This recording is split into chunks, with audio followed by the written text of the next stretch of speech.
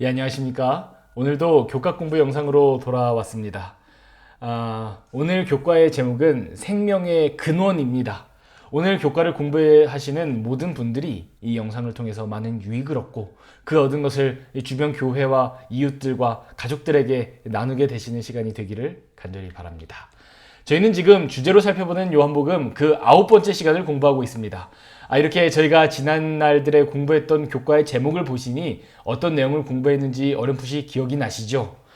남은 5번의 교과 동안 더 요한복음을 공부하시면서 요한복음에 어떤 내용들이 있는지를 더 마음 깊이 깨닫고 기억하게 되기를 바랍니다.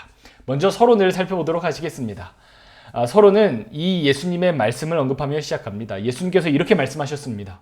내가 곧 길이요 진리요 생명이니 나로 말미암지 않고는 아버지께로 올 자가 없느니라. 우리 성경은 예수님을 믿는 이유를 서술합니다.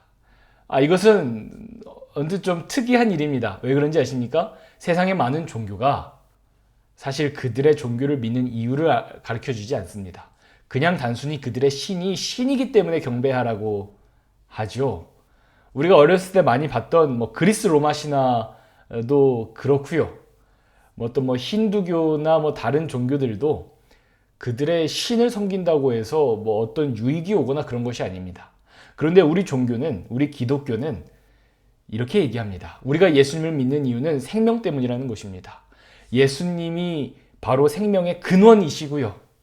우리는 예수님을 믿는 믿음으로 말미암아 우리의 생명을 이어갈 수 있는 것입니다.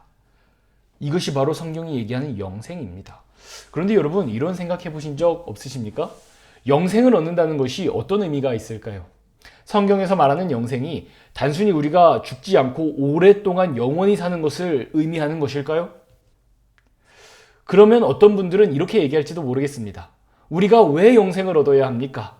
저는 이 땅에서 짧은 시간 살다 가는 그것으로 만족합니다.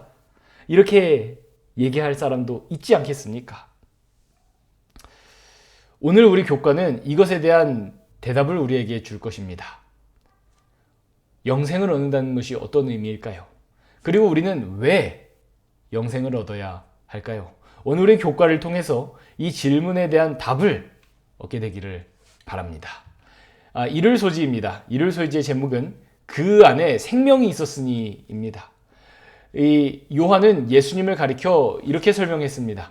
그 안에 생명이 있었으니 이 생명은 사람들의 빛이라. 또 요한복음 10장 17절에 예수님께서 이렇게 말씀하셨습니다. 내가 내 목숨을 버리는 것은 그것을 다시 얻기 위함이니. 우리 성경절은 예수님의 이 능력에 대해서 이렇게 설명합니다. 바로 그분에게 생명의 권세가 있다는 것입니다. 그분은 자신의 목숨을 내놓을 수도 있고요. 그 내놓은 목숨을 다시 가져가실 수도 있다는 것입니다.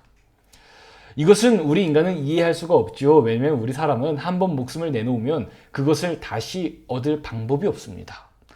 그런데 생명의 근원이신 예수님께서는 본인의 목숨도 그렇게 하실 수 있을 뿐만 아니고 다른 사람의 목숨에 대해서도 그렇게 하실 수 있다고 하는 것입니다.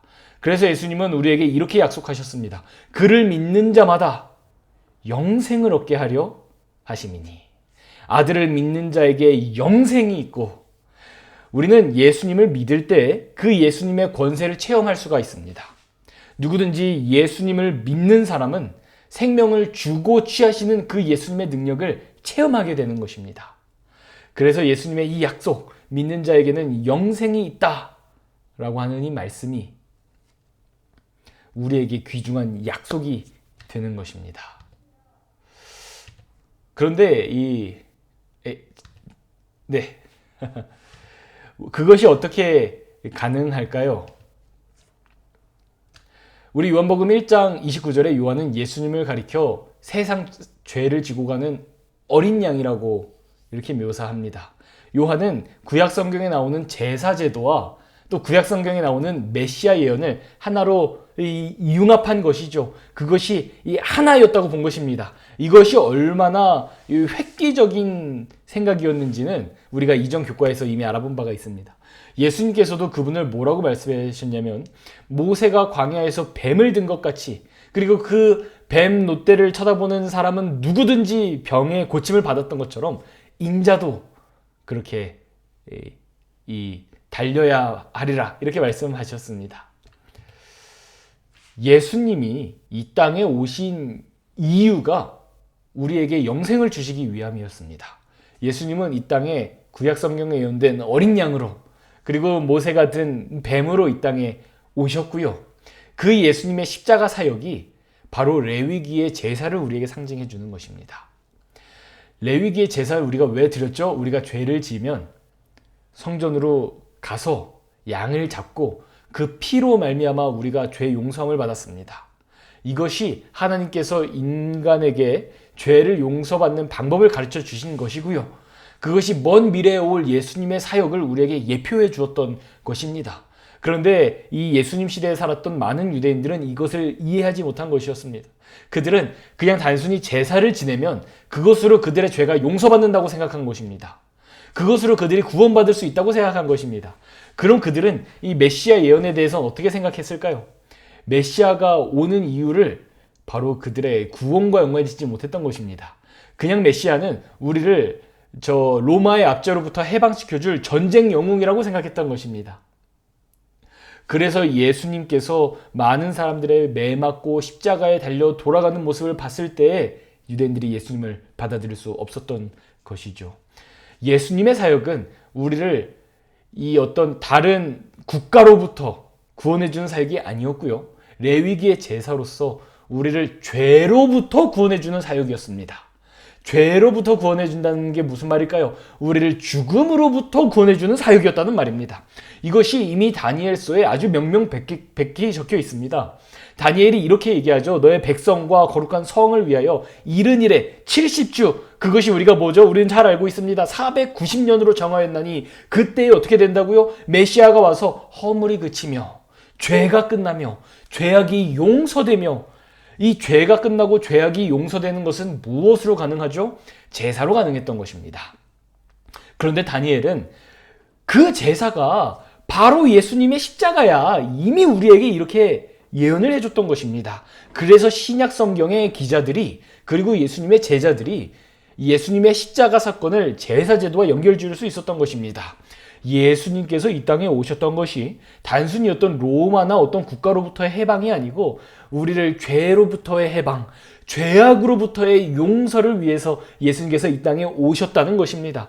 그래서 마치 누구든지 그 구약 성경에 이 어린 양을 잡아서 제사를 지내는 사람은 그 죄가 무엇이든지 용서를 받았던 것처럼, 이제는 우리는 예수님께서 레위기의 그 어린 양으로서 십자가에 달려 제물로 돌아가신 것입니다. 이 사실을 믿는 모든 사람은 우리가 예수님이라는 제물을 하나님께 바친 것으로 인정이 되는 것이고요. 그래서 예수님의 그 희생의 공로로 말미암아 우리 모두가 구원받게 되는 것입니다. 요한복음 6장 40절에 이렇게 얘기합니다. 내 아버지의 뜻은 아들을 보고 믿는 자마다 영생을 얻는 것이니 마지막 날에 내가 이를 다시 살리리라. 누구든지 십자가를 믿는 사람은 그의 죄가 정결하게 되고요. 그의 또 죄가 용서를 받는 것입니다. 십자가를 바라보는 모든 사람은 죄가 용서되고 그 자신이 정결하게 되는 것이죠. 이것이 사실은 성경이 말하는 영생입니다. 성경이 말하는 이 영생은 오래 산다는 단순히 그런 말이 아니고요. 우리가 죄로부터, 죄의 권세에서 벗어나 자유롭게 되는 그것이 바로 영생입니다. 모든 사람들은 자기가 죄인이라는 사실을 알고 있습니다. 그런데 문제는 우리 인간은 우리의 본성적으로 죄를 사랑하고 선을 싫어하는 품성을 가지고 살아갑니다.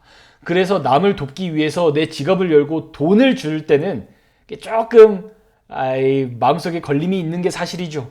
그러나 우리가 내 유익을 위해서 죄를 지을 때는 아주 기쁜 마음으로 죄를 짓는 그것이 사람의 마음입니다. 그리고 우리 그리스도인들은 그것으로 말미암아 마음속에 아주 이 고통을 느끼게 되죠. 우리는 하나님의 말씀대로 살아가고 싶은데 우리의 죄의 권세가 우리를 그것으로부터 막는 것입니다. 그래서 우리는 바울처럼 이렇게 울며 부르짖을 수밖에 없죠. 이 죄된 육체에서 누가 나를 구원하랴. 이것이 바로 우리 그리스도인들의 고백입니다. 그리고 이것이 많은 사람들의 고백입니다. 그런데 예수님의 이 예수님의 십자가를 바라보는 사람은, 즉 우리의 어린 양이신 예수님을 하나님께 바치는 사람은 첫 번째로는 우리가 지은 죄가 용서받는 거고요. 두 번째로는 죄인이었던 우리가 그 십자가의 능력으로 말미암아 점점 더 죄의 권세에서 벗어나 하나님의 품성을 닮은 사람이 되어가는 것입니다. 이것이 바로 성경이 말하는 영생입니다. 자, 이런 개념을 가지고 우리 남은 교과도 한번 알아보도록 하시겠습니다. 월요일 소지입니다. 월요일 소지에서 예수님께서 이렇게 말씀하셨습니다. 썩을 양식을 위하여 일하지 말고 영생하도록 있는 양식을 위하여 하라. 이 양식은 인자가 너희에게 주리니 인자는 하나님 아버지께서 인치신 자니라. 요한복음 6장 40절 다시 그 성경절입니다. 내 아들을 보고 믿는 자마다 영생을 얻는 이것이니. 또 이제 요한복음 6장 68절입니다. 시몬 베드로가 대답하되 주여 영생의 말씀이 주께 있사오니 우리가 누구에게로 가리이까. 이 비유는 예수님께서 이 오병이어의 기적을 행하신 다음에 사람들에게 하신 말씀입니다. 사람들은 마지막 날의 부활이 아닌 이 땅의 영광을 위해서 그것을 원했습니다. 그래서 예수님께서 썩을 양식을 위하여 일하지 말라고 하신 것입니다. 영생하도록 있는 양식을 찾으라고 하신 것입니다. 이 말씀을 듣고 많은 사람들이 예수님 따르기를 거절했습니다. 왜냐하면 그들이 원한 것은 죄로부터의 구원, 죽음으로부터의 구원이 아니라 이 땅에서의 영광이었기 때문에 그렇습니다. 예수님께서 주시는 구원은 단순히 이 땅에서의 어떤 명예와 영광과 부가 아닙니다. 그것은 죄로부터의 구원, 죽음으로부터의 구원입니다. 또한 그것은 단순히 영원히 산다는 말이 아니고 이 죄악된 세상을 떠나 눈물과 고통이 없는 완전한 창조 세계로 돌아가는 것, 즉 이 세상과 우리 인류가 고침을 받는 것을 의미합니다. 예수님 시대에 많은 사람들이 이것을 원하지는 않았다는 것입니다. 그래서 예수님께서 그 많은 사람들이 예수님을 떠나자 그분의 제자들에게 이렇게 물었습니다. 너희도 나를 떠나려느냐? 이 베드로의 대답, 주여 영생의 말씀이 주께 있사오니 우리가 누구에게로 가오리이까? 이 대답은 단순히 시몬 베드로가 저는 예수님을 믿고 오래오래 살고 싶습니다 이런 말을 한 것이 아닙니다. 베드로의 고백은 죄를 이기는 권세가, 죽음을 무찌를 수 있는 위대한 능력이 예수님께 있는데 우리가 어디로 가겠습니까? 라는 그런 고백이었던 것입니다. 예수님을 믿는 사람에게 구원이 온다는 것이죠. 죄로부터의 구원, 성품의 변화, 이 창조 세계의 이 치유가 예수님을 믿는 사람에게 온다는 것입니다. 그래서 우리 화요일 소지에서는 이것을 더 나아가 이렇게 얘기합니다. 화요일 소지의 제목은 믿음과 새롭게 태어남입니다. 요한복음 1장 12절에 이렇게 설명합니다. 영접하는 자고 그 이름을 믿는 자들에게 하나님의 권세가 되는 하나님의 자녀가 되는 자녀가 되는 권세를 주셨으니. 요한복음 20절에서 다시 또 이렇게 얘기합니다. 너희로 믿고 그 이름을 힘입어 영생을 얻게 하려 함이라. 이렇게 요한복음은 시작과 끝에 모두 믿는 사람은 구원받는다라는 것을 우리에게 가르칩니다. 우리가 해야 할 일이 있습니다. 그것은 무엇이냐면 그리스도를 믿는 것입니다. 성경은 예수님의 능력은 누구든지 믿는 사람에게 온다라고 얘기합니다. 그래서 믿음은 구원의 조건입니다. 오직 믿음만이 우리를 구원할 수 있는 것이죠. 이렇게 예수님을 믿는 사람이 구원받는다라고 하는 이 주제는 이 성경에서 특히 요한복음에 아주 뚜렷한 주제입니다. 그런데 우리가 그렇다면 어떻게 예수님을 믿을 수 있을까요? 왜냐하면 이 질문을 드리는 이유는 제가 말씀드렸다시피 이 사람은 이 죄를 사랑하고 선한 것을 미워하는 품성을 가졌잖아요. 그게 우리 타락한 우리 인류의 품성이잖아요. 그렇다면 우리가 하나님을 믿는 그 올바른 일을 어떻게 할 수 있을까요? 로마서 10장 17절은 이렇게 얘기합니다. 믿음은 어디서 난다고요? 들음에서 납니다. 들음은 그리스도의 말씀으로 말미암는다고 이야기합니다. 그리스도의 말씀으로부터 우리가 믿음을 얻을 수 있다는 것입니다. 아직 이게 마음속에 확 와닿지 않죠? 우리가 조금 더 가보겠습니다. 에베소서 2장 8절에 이렇게 얘기합니다. 너희는 은혜에 의하여 믿음으로 말미암아 구원받았으니, 은혜에 의하여 믿었다는 것입니다. 이것은 우리에게 난 것이 아니고 하나님의 선물이라. 믿음이 하나님의 선물이라는 것입니다.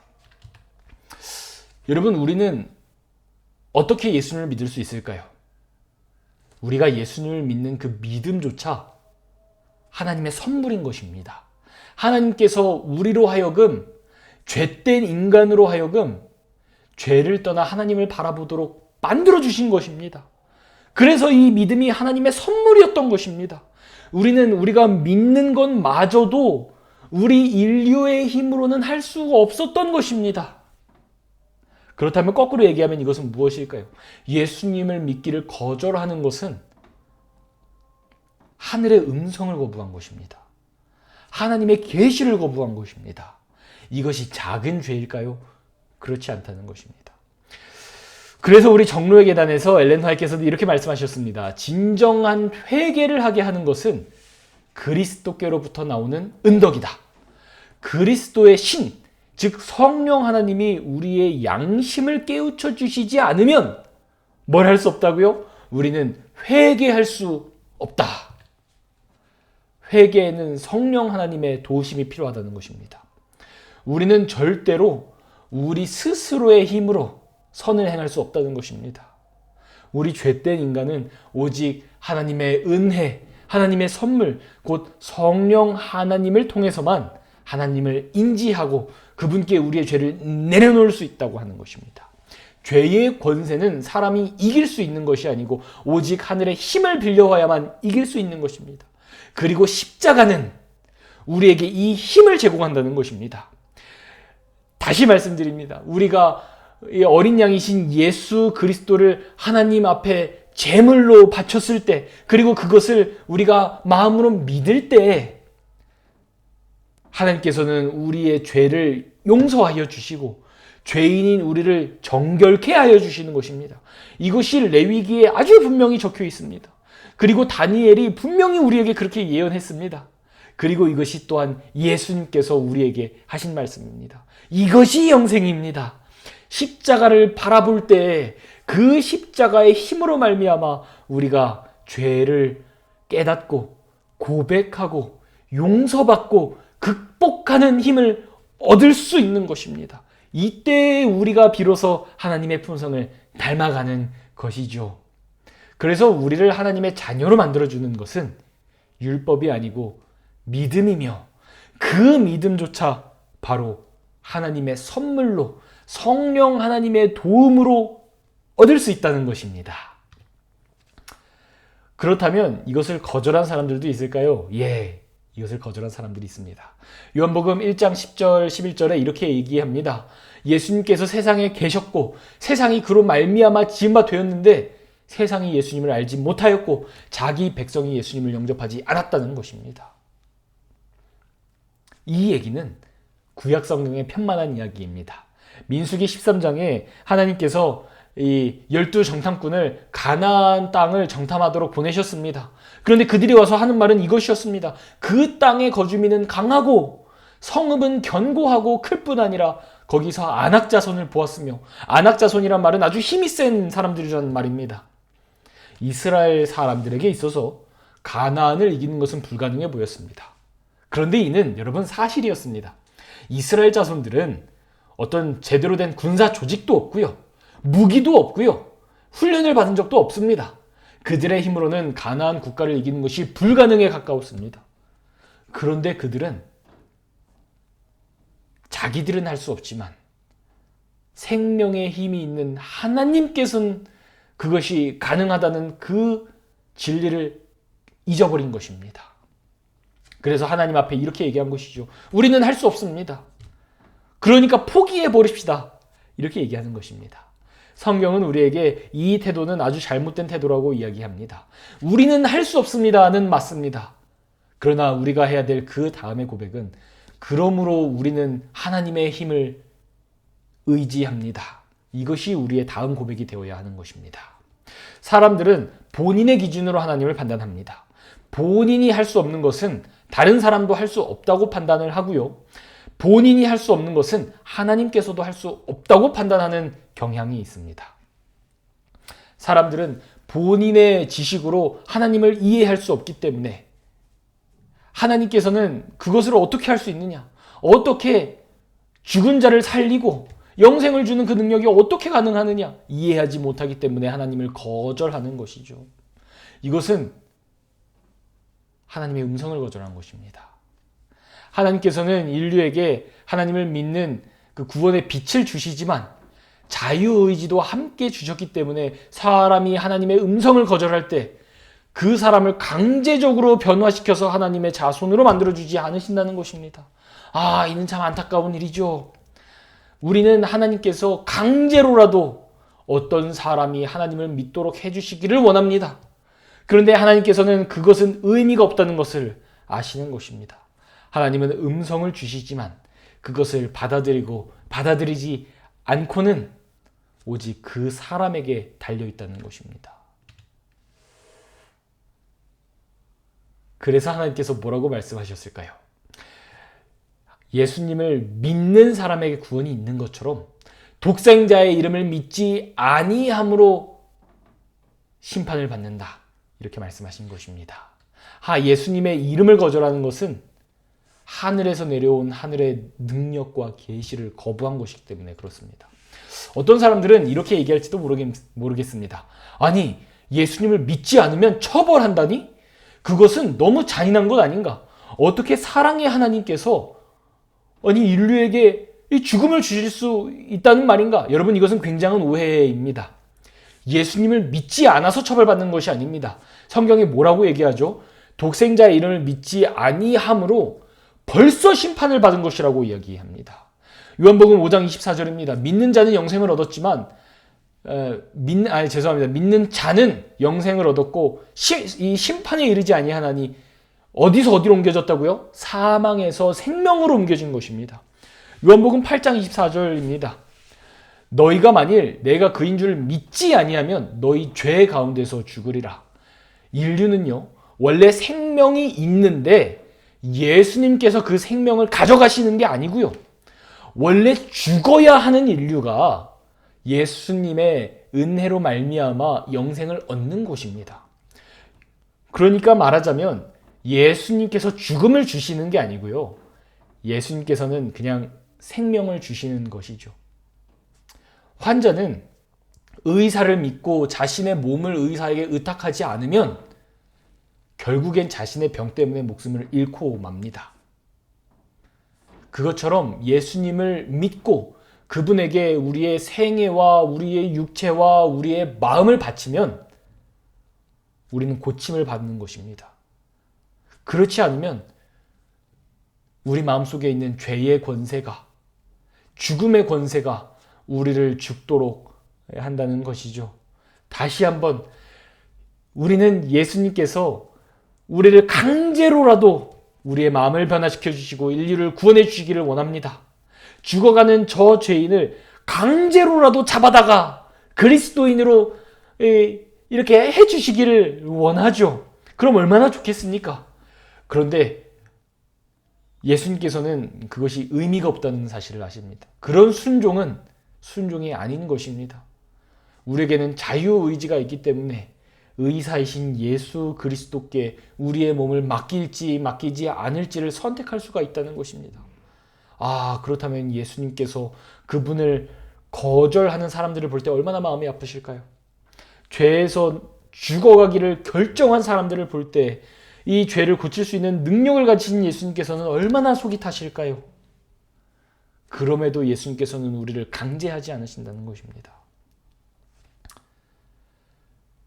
그래서 우리에게 중요한 것은 예수님을 믿고 그분에게 우리의 몸을 의탁하는 것입니다. 우리의 이 병과 우리의 죽음을 고쳐달라고 예수님께 아뢰는 것입니다. 그럴 때 우리는 사망에서 생명으로 옮겨가게 되는 것이죠. 오늘 교과 공부는 여기까지 하겠습니다. 오늘 교과 공부의 제목처럼 이 생명의 근원이신 예수님을 모든 분들이 믿고 그로 말미암아 다함교회 죄로부터의 구원, 죽음으로부터의 구원을 얻어 영생을 얻게 되시는 모든 분들이 되기를 간절히 바랍니다. 여기서 교과 공부를 마치도록 하겠습니다. 감사합니다.